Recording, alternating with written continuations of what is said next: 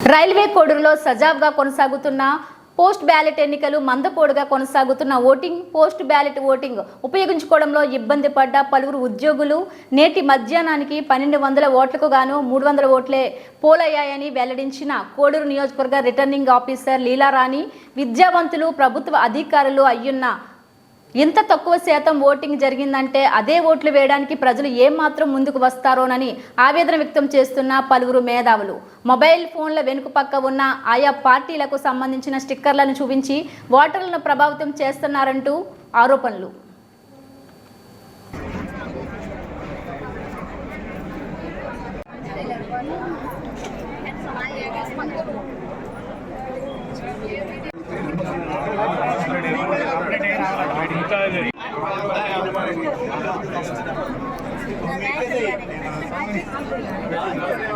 సాధారణ ఎన్నికలు 2024లో భాగంగా ఈరోజు 5వ తేదీ 127 కోడూరు ఎస్సీ అసెంబ్లీ కాన్స్టిట్యున్సీకి సంబంధించి పోస్టల్ బ్యాలెట్ ఫెసిలిటేషన్ సెంటర్ ఏర్పాటు చేయడం జరిగింది.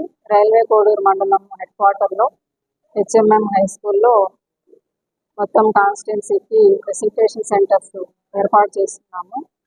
ఈ ఫెసిలిటేషన్ సెంటర్ 5వ తేదీ మరియు 6వ తేదీ ఎవరైతే ఎలక్షన్ డ్యూటీలో ఉన్నారో వాళ్ళకి సంబంధించి పోస్టల్ బ్యాలెట్ ఇవ్వడం జరుగుతుంది.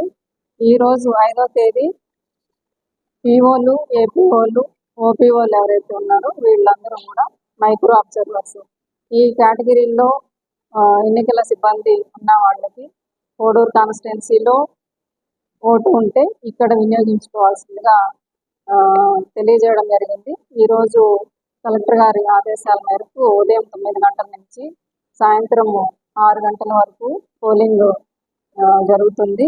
దీనికి గాను మండల వారీగా కేంద్రాలు ఏర్పాటు చేయడం జరిగింది ఈ హై స్కూల్లో. ఇందులో 5 మండలాల వారీగా చూసుకుంటే చిట్వేలు మండలం సంబంధించి 260 మంది ఉన్నారు. అదేవిధంగా కోడూరు మండలంలో 561 మంది, ఓబులవారిపల్లి మండలం 228, పుల్లంపేట మండలం 300, పెనగలూరు మండలం 256. ఈ విధంగా ఎన్నికల విధుల్లో ఉన్న పోలింగ్ సిబ్బంది ఈరోజు రేపు ఈ ఫెసిలిటేషన్ సెంటర్లో ఓటు హక్కు వినియోగించుకుంటున్నారు.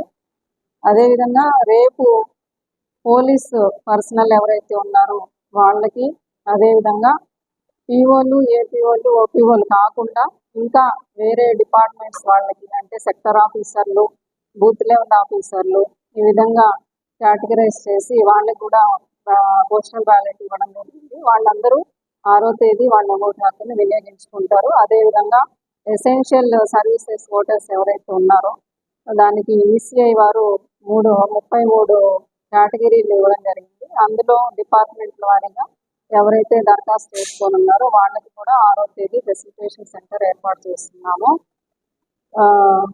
ఈరోజు ఎవరైనా మరి పీఓ, ఏపీఓ, ఓపీఓలు డ్యూటీ వేసి ఉండి 5వ తేదీ ఓటు హక్కు వినియోగించుకోలేకపోయినాము, అట్లాంటప్పుడు రేపు మేము ఓటు హక్కు వినియోగించుకోవచ్చా అని చెప్పేసి అడుగుతున్నారు. ఈరోజు ఏ కారణం చేతైనా వాళ్ళు రాలేకపోయిన పక్షంలో 6వ తేదీ కూడా ఇక్కడ ఫెసిలిటేషన్ సెంటర్ కంటిన్యూ అవుతుంది. దానిలో వాళ్ళు ఓటు హక్కు వినియోగించుకోవచ్చు అని తెలియజేస్తున్నాము.